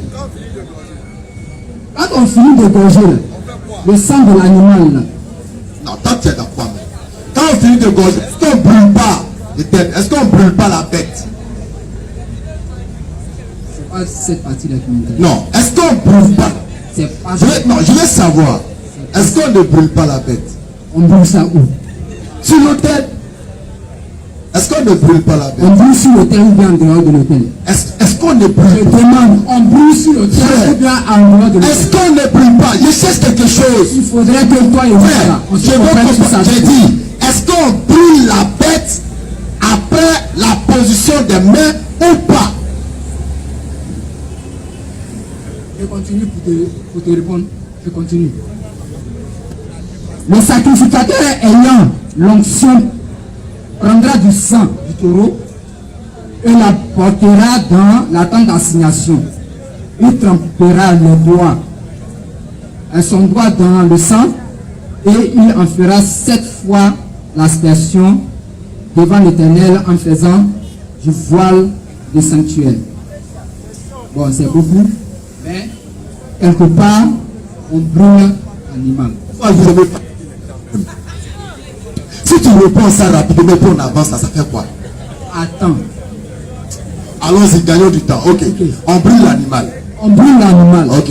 Maintenant, Jésus est venu faire un gros à la place de tout ça, n'est-ce pas? À la place de tout ça, il est venu annuler. Ok.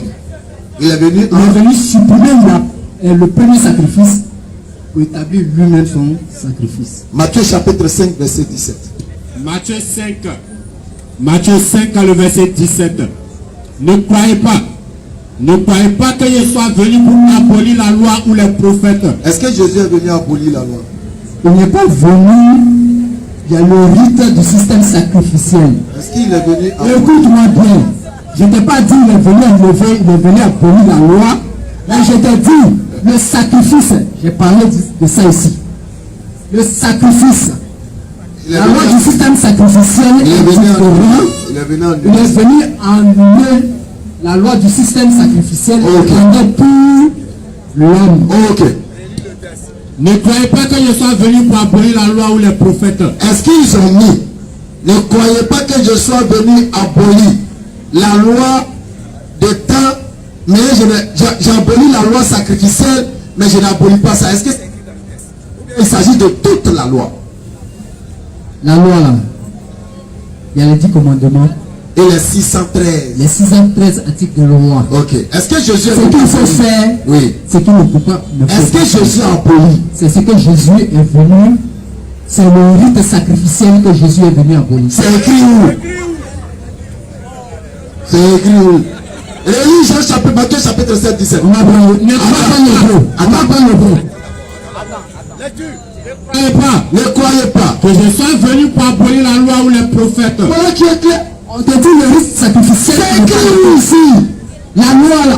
Moïse ne connaissait pas la loi. Est-ce que les 613 commandements sont des lois? Ce que je vais. Alors, Est-ce que les 613 commandements sont des lois? Faut pas mélanger les choses. Est-ce que les 613 commandements sont des lois? Faut pas mélanger les choses. Ouais. Vas-y. Il y a les 613 articles de loi, les 10 commandements. Tu dis article de loi. Écoute-moi.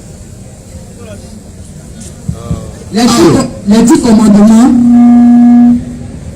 commandements, hein? Et les 613 articles de loi, Est-ce que l'article de loi est une loi? Silence radio, fréquence brouillée. Est-ce que l'article de loi est une loi? Fréquence en défaillance. Hein? Je prends un décret.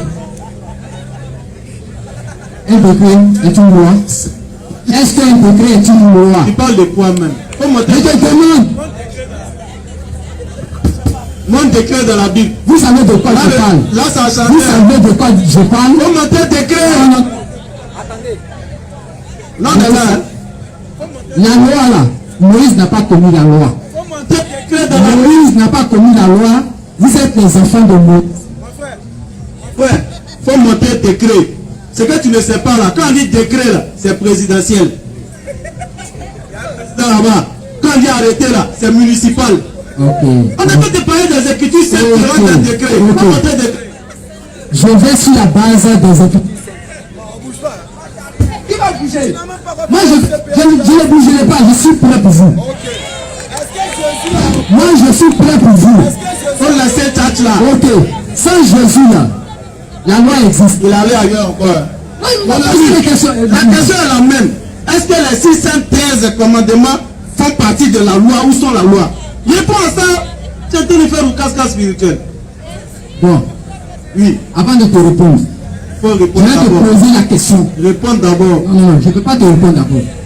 Oui, Je vais te poser une question. il faut répondre. La loi là, est-ce que Abraham a connu la loi? Réponds à la question. Je vais te poser la question. Abraham a connu sa loi. Abraham a connu les 10 commandements. Il a connu sa loi. Et c'était laquelle? C'était laquelle? Quand tu prends la Bible pour moi, Tu connais pas la Bible? Le micro fatigué. Tu ne connais pas la Bible. j'ai pas pris le Coran. Hein. Tu sais ce que je veux? Même moi, défi. Que Abraham n'était pas soumis à une loi. C'est ce que je veux. Même moi, depuis qu'Abraham n'était pas soumis à une loi. Fais-le, aie le courage. Je te demande. La loi de Moïse. Est-ce que tu dis que Abraham a connu la loi? Alors, avant de demander est-ce que Abraham a connu la loi de Moïse, il faut retenir que les 10 commandements ou toute la loi là, le fondement, la fondation de la loi de Moïse là, découle de ce qu'Abraham a reçu dans Genèse chapitre 17 verset 7, en vertu de laquelle je serai ton Dieu et leur Dieu, le monothéisme pur. Et c'est ce que Jésus a résumé en deux dans Marc chapitre 12. Il nous dit: Écoute Israël, Seigneur, notre Dieu est l'unique Seigneur. voici le socle du fondement de tout ce que tu considères comme loi. Et cela a été donné à Abraham, le père de la foi. Vrai ou faux? Soulève ta tête. Prends le micro. Je suis en train de... Vrai ou faux? Je suis en train de... Écoute. Tu es en train de faire quoi? Je suis en train de chercher un verset. Je retrouve un verset. Non. On va aller rapidement, mon ami. Frère, on va aller rapidement. Revenons à la... On est un bon niveau. On est un bon niveau. Non, c'est pas... Revenons à la... C'est toi qui es en train de tourner au fait. Sinon, à la base, là, tu es rentré. Selon ce avec quoi tu es rentré, tu es venu à le fait que Jésus ait aboli une loi. Et qu'il est venu, selon tes propres mots, apporter un autre type de sacrifice qui est lui-même. C'est ce que tu voulais dire. Alors que la loi est déjà établie. Lévitique que toi-même tu as lu là, il y a une manière qu'on faisait le sacrifice de l'Holocauste. Est-ce que c'est de cette manière que Jésus a soi-disant été sacrifié? Non. Est-ce qu'il était brûlé? Le égorgé brûlé. Il était versé là. Réalisez Lévitique. Et voir comment les sacrifices se faisaient. Voilà. Attends. Réalisez Lévitique. Lévitique 3, le verset 7. S'il offre au sacrifice un agneau, il le présentera devant l'Éternel. Il posera sa main sur la tête de la victime, qu'il égorgera devant la tente d'assignation. Au verset 9. De ce sacrifice d'action de grâce, il offrira un sacrifice consumé par le feu. Égorgé par le feu devant l'Éternel. Sur l'autel. Est-ce que c'est comme ça que Jésus-Christ a soi-disant été sacrifié? Le répond et dit ok. Ok. Tu oublies il y a le fait spirituel. Le feu là, il y a le feu des âmes. L'âme. Le feu c'est l'enfer. Le feu c'est l'enfer. Ça, écoute-moi bien. Écoutez, le feu dont vous parlez là. Hein? Je n'ai pas dit ça. Écoutez. C'est parce que tu n'as pas l'esprit. C'est pour ça que tu dis. Je reviens. Réponds-moi. Je reviens. Est-ce que Jésus est passé par le sacrifice comme ça se faisait dans Lévitique? Égorgé brûlé, oui ou non? Faut dire égorgé spirituel, hein? Jésus, il est venu accomplir à la perfection ce qui est fait dans l'Ancien Testament. Remarquez une chose.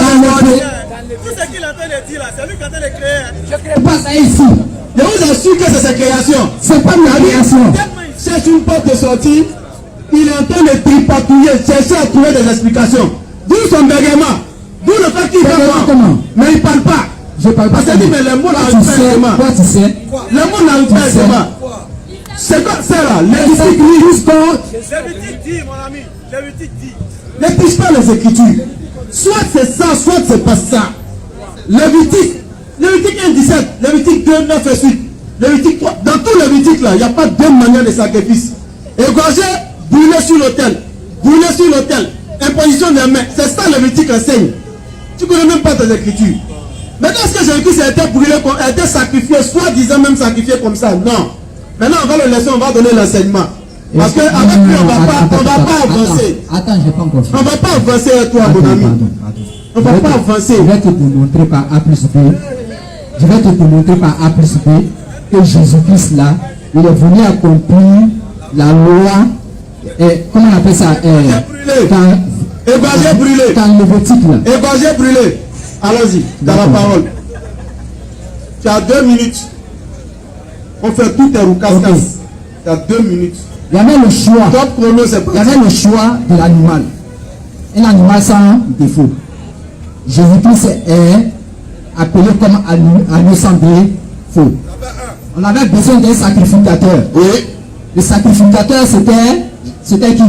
C'était Aaron, hein, et ses enfants. D'accord. Comment on appelle ça, le Nouveau Testament? C'est Jean-Baptiste. C'est Jean-Baptiste. D'accord, ça fait 2. Ça fait 2. Le lieu de la rencontre. Le lieu de la rencontre. L'autel. Où les sacrifices ont été faits. Où les sacrifices ont été se font habituellement. Ce lieu de rencontre là, lorsque le peuple d'Israël venait se faire baptiser par Jean-Baptiste, il y avait un lieu qui était le Jourdain. Donc dans l'Ancien Testament, c'est dans le Jourdain on faisait sacrifice. Dans l'Ancien Testament là, c'est à l'entrée de la tente d'assignation. Sur l'autel. À l'entrée de la tente d'assignation. Sur l'autel. Écoute-moi bien. Laisse-moi, je vais. Il te reste 30 secondes. Donc l'autel est l'entrée de la tente d'assignation. On va aller. Ok, on va. Devant la tente d'assignation. Toi, le Jourdain. Ok, allons-y. Dans le Jourdain. Ok, donc puisque c'est attends. Puisque c'est dans le. Attends, on a trouvé l'agneau. Oui, on a trouvé. Le sacrificateur. On a trouvé le cerveau. Le lieu du sacrifice. Allons-y. Ok. Maintenant, Jésus maintenant va à la croix. On doit d'abord apposer la main sur la bête. On pose la main sur la bête. Où on a posé la main sur Jésus? Allons-y. Jean-Baptiste a baptisé Jésus. Quand on baptise la sœur, on met au bout, on met dans l'eau. Je viens. Jean-Baptiste là, le baptême même là, le baptême veut dire transposer. Écoute-moi bien, tu vas lire, tu vas comprendre.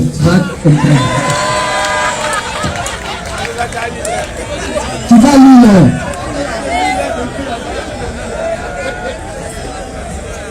En grec, comme toi tu cherches ce truc là, tu vas aller fouiller dans comment on appelle ça, le dictionnaire grec. Quel mot? Le mot baptême. Subhanallah. Est-ce que tu sais à qui tu parles? Je sais à qui je parle. Ça fait ça que je te parle avec conviction. Est-ce que quand on dit baptême là, baptême là. Ok, je vais t'aider. Voilà. Dictionnaire biblique. On a ça ici, il ne faut pas t'en faire. Comme tu aimes bavarder. Depuis quand baptême me dit imposition des mains? Depuis quand? C'est quel pasteur qui t'a enseigné ça? C'est quel pasteur?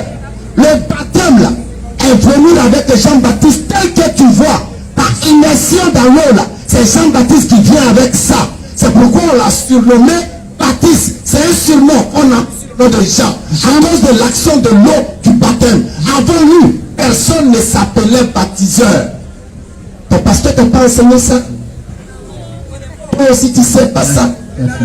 Et puis tu dis que le baptême me dit poser la main. Tu as fini. Vas-y. Ok. Jean-Baptiste là, il était qui? Il était le petit-fils d'Aaron. C'était un prophète de Dieu. Il était le petit-fils d'Aaron. D'accord. Aaron qui exerçait le sacerdoce. Le sacrificateur, oui. Le travail du sacrificateur. Donc pourquoi il a fallu que Jean-Baptiste vienne, c'est pour la famille d'Aaron, pour attirer. Bon, d'où il vient? Ça c'est le 1. Deux, frère, écoute-moi bien. Baptême veut dire imposer où? Tu nous perds le temps s'il te plaît. Baptême veut dire imposer. Dans quelle langue? Immerger. Dans quelle langue? Dans quelle langue? Dis-nous. Faut chercher. Dans une seule langue. Faut chercher. Dictionnaire. Faut prier. Dictionnaire biblique. Baptême. L'Ancien Testament ne contient aucune indication. Écoute bien. Ne contient aucune indication supposée que le baptême existait comme rite avant l'époque de Jean-Baptiste. Le dit. Je demande. S'il te plaît. Écoutez la sermon, prends note. Prends une chaise, un bic, je ne vais même pas mentionner. C'est un cahier. Je vais t'enseigner.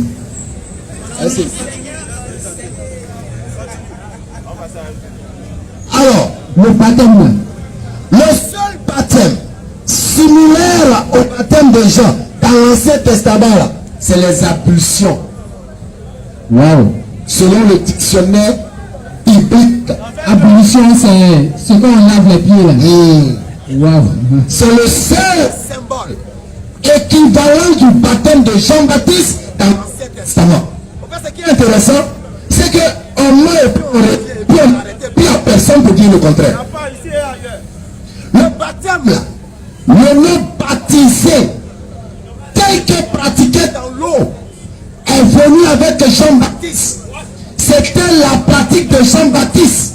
C'est pourquoi on vous enseigne pour dire tous les chrétiens qui se font baptiser dans l'eau là, vous vous faites baptiser dans l'action de Jean-Baptiste. C'est pourquoi on appelle le baptiseur. Jean le baptiseur. Jean, celui qui met l'eau dans l'eau. Montre-nous où le baptême peut dire poser les mains. Je te pose la question. Entre Jean-Baptiste, entre Jean-Baptiste, Tu entends les faire ce qu'on appelle un nonsense. On te donne la définition, l'origine, l'étymologie du mot baptême. Tu viens entre Jean-Baptiste. Ça c'est selon. Ce que tu aurais dû faire là, s'il te plaît. Ce que tu aurais dû faire là. Baptême veut dire dans telle langue ou dans tel dictionnaire, on te prend encore. On va encore t'enfoncer. Je n'ai parlé. Non, tu n'as rien à dire. On va encore t'enfoncer. Baptême veut dire quoi dans quelle langue? Est-ce que tu es prêt à répondre à ça? Non. Donc, en grec. Donc tu me laisses. Ok, en grec, ça veut dire quoi?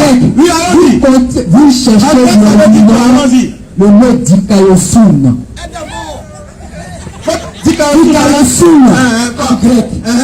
Ça veut dire. J'ai le truc grec là devant moi. C'est ça, il est enfoncé. Dikaiosun. Ça veut dire quoi? Dikaiosun. Ça veut dire quoi? Ça veut dire transférer. C'est faux. Imposer. Oh. Baptême vient du mot grec. Baptiser. Écoute bien, c'est le grec qui est devant toi. Le mot baptême vient du mot grec.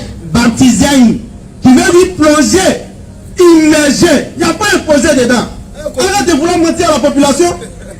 Ça veut dire plonger, immerger. Imposer. Jean-Baptiste fut le premier porteur de cette pratique-là. Et les chrétiens plus tard vont récupérer cette pratique au nom de Jésus pour en faire une partie de leur doctrine, qui n'est pas la doctrine du Christ. On a parlé. Quoi, on a qu'à mettre la caméra sur toi. On savait pas qui cherchait l'image. C'est la lumière. Ok, puis c'est la lumière. Ah, quand c'est la caméra, non, on n'est pas manager. On n'est pas manager pour faire la promotion des gens. Lui seul, il a pris près de 30 ans. Alors, Jésus vient de la Galilée. Je prends Matthieu chapitre 3, verset 13 jusqu'à 15. Il dit quoi? Alors Jésus vient de la Galilée au Jourdain vers Jean pour être baptisé par lui. Mais Jean s'y opposait en disant, c'est moi qui ai besoin d'être baptisé par toi et tu viens à moi. Jésus lui dit, laisse faire maintenant, car il est convenable que nous accomplissions ainsi tout ce qui est juste. Et Jean ne lui résista plus. De ce verset, j'aimerais savoir de Jésus et de Jean-Baptiste qui était supérieur. Ok, chez nous on appelle ça un aveu de faiblesse, un aveu de défaite. J'ai dit baptême vient du mot baptiser en grec qui veut dire plonger, immerger. Il n'a pas contredit, ça veut dire qu'il ne connaît pas. Maintenant, l'enseignement qu'on voulait lui donner, si vraiment Jésus-Christ devait venir être sacrifié comme tu le dis dans le livre de Lévitique là, il y a la manière les sacrifices se faisaient dans le livre de Lévitique. Égorgé, brûlé. Alors si Jésus-Christ a été égorgé, brûlé, on va dire oui, il est venu être sacrifié. Mais par contre, regardez ce que Jésus-Christ est venu être. Selon vous, il est venu être Deutéronome 21, verset 22. Vous allez voir comment vous traitez Jésus-Christ dans votre méchanceté que vous appelez foi. Deutéronome 21, verset 22. Deutéronome 21. Regardez comment on traite Jésus. Hein? Si on va mourir un homme, si on va mourir un homme qui a commis un crime digne de mort, qui a commis un crime digne de mort, selon Jésus-Christ a commis un crime. Parce que la manière de mourir, il prétend que Jésus-Christ est mort là. C'est pour ça qu'il a commis un crime. Allons-y. Et que tu l'as pendu à un bois. Il a été pendu, pointé à un bois. Comme vous prétendez que Jésus-Christ a été. Son cadavre ne passera pas la nuit sur le bois. Mais pourquoi son cadavre ne doit pas passer la nuit sur le bois? Mais tu l'enterreras le jour même. Pourquoi il doit être enterré le jour même? Car celui qui a pendu à un bois, celui qui est pointé sur un bois, est un objet de malédiction. C'est un maudit auprès de Dieu. C'est un maudit, pas auprès des hommes. Il n'a pas porté malédiction. Hein. On dit maudit auprès de Dieu. Continue. Et tu ne seras pas le pays que l'Éternel. Si son corps reste, il va souiller le pays que l'Éternel ton Dieu te donne pour héritage. Mais regardez comment vous traitez Jésus-Christ. Donc si Jésus-Christ doit mourir selon Lévitique, c'est brûlé, égorgé. Mais par contre, il est mort comme un criminel selon vous. C'est pourquoi le Coran est clair.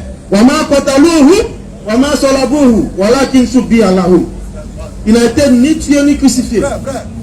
Frère, réalisez Deutéronome 21, 22. Rapidement, puis on lui pose une question. Avec ça, oui. C'est l'homme qui a commis un crime digne de mort. Mon frère, Jésus a commis quel crime digne de mort pour qu'il soit mis sur un poteau? On boucle avec ça. Jésus n'a jamais commis de péché. C'est fini. Il a dit, écoute-moi bien, il est venu effacé, il est venu ôter le péché de l'humanité. Compris, on a compris. Or, on sait que l'humanité. On a compris. C'est toi, tu as raison. Non, je ne cherche pas à avoir raison. On atteste que c'est toi qui as raison. Non, je ne cherche pas à avoir raison. On a compris. Je cherche à établir la vérité on a dans la parole de Dieu. Oui, on a compris. Mais comme vous avez un schéma, on a compris. C'est-à-dire quoi? Non, on dit on a compris, c'est bon. Tu n'as pas compris. Tu n'as pas compris. Tu vas m'écouter.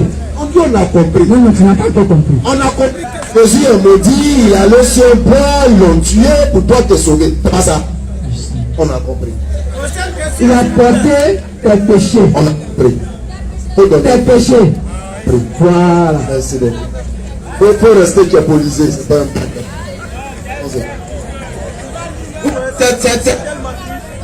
Il est venu, il a fait 30 minutes.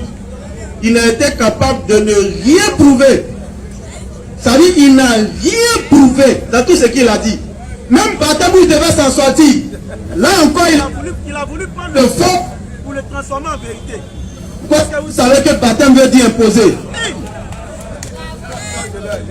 Ça c'est quoi encore? Je comprends maintenant. Je comprends tout son problème. Il est la doctrine de l'eau. C'est-à-dire quand on dit à Nicodème, si tu n'es né d'eau et de sang, tu ne peux connaître, etc. Lui c'est sa doctrine au fait.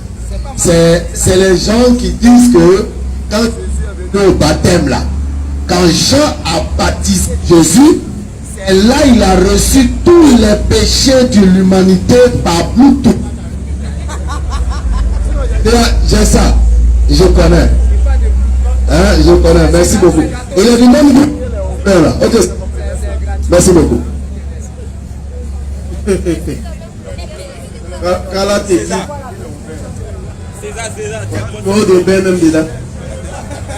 Là, au bel qui décasse pour envoyer les gens.